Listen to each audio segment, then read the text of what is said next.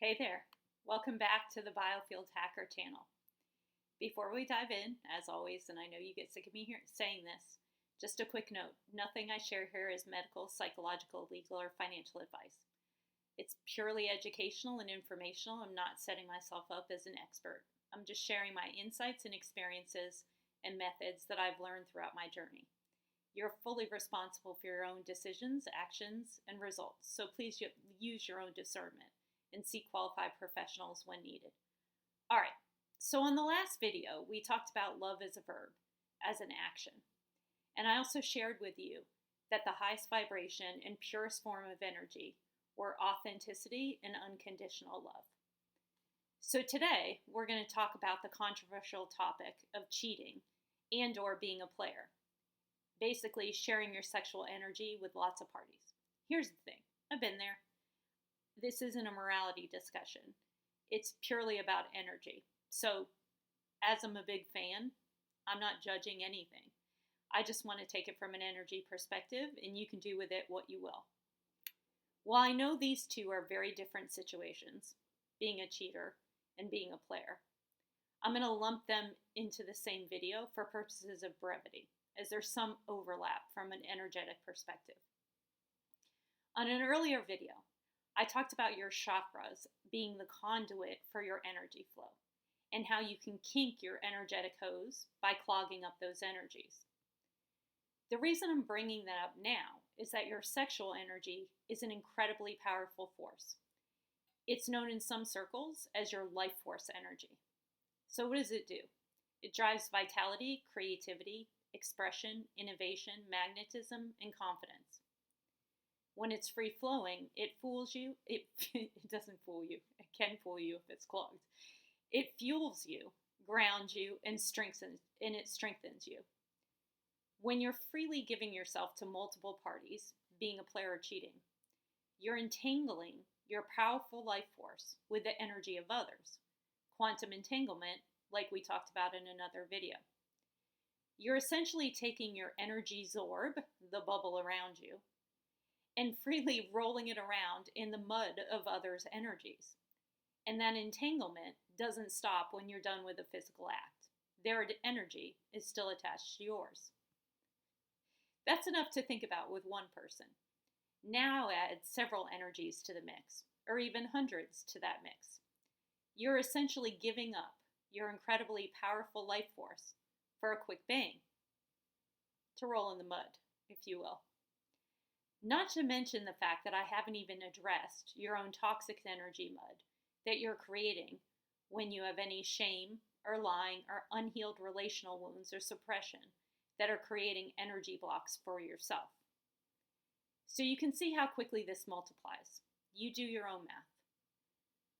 By choosing the actions to distort your own biofields and life force, you're literally choosing to give up your life force energies, to muddy them up.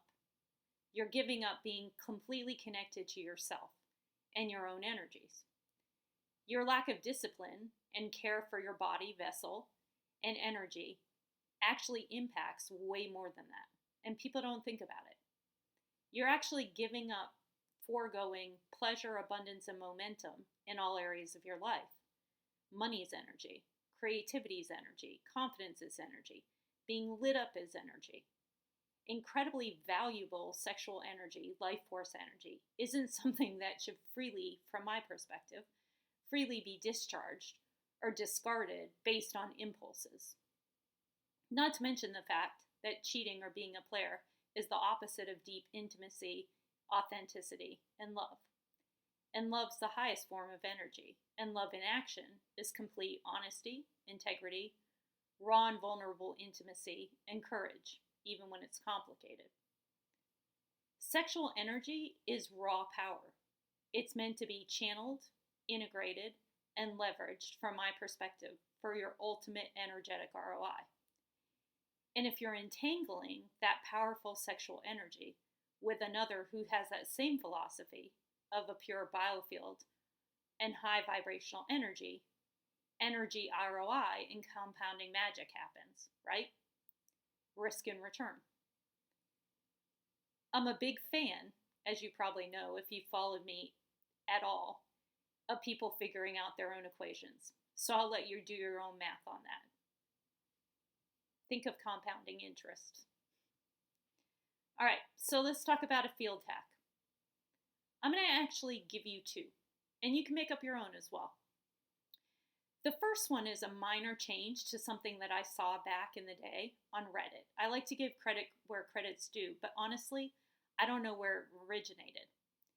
It said that if you want to know exactly how you feel about your partner, ask yourself, if someone said that you were exactly like that partner, what would you think and feel about that statement? Take that same sentiment for our first field hack. If someone said that you were exactly like the person or persons that you were going to be physical with, what would you think and feel about that statement? I feel like you'll know what to do when you have the answer to that. All right, so let's talk about the second hack now. Ask yourself before you're physically engaging, is this action driven by impulse and desire, or is it rooted in building my personal power under discipline? I would challenge you to create your own hack on this one too. Because that same discipline that contains your sexual energy is the discipline that builds wealth, clarity, and purpose. Life force doesn't just disappear. It either compounds or leaks. This video isn't, as I said in the beginning, about morality. It's all about ownership and self-sovereignty. It's all about power and return on energy. Every human is given life force. Very few, from my perspective, learn how to invest it to maximize their ROI. Purpose is what happens when power is contained long enough to build something real. Leak less, build more. Until next time, take care.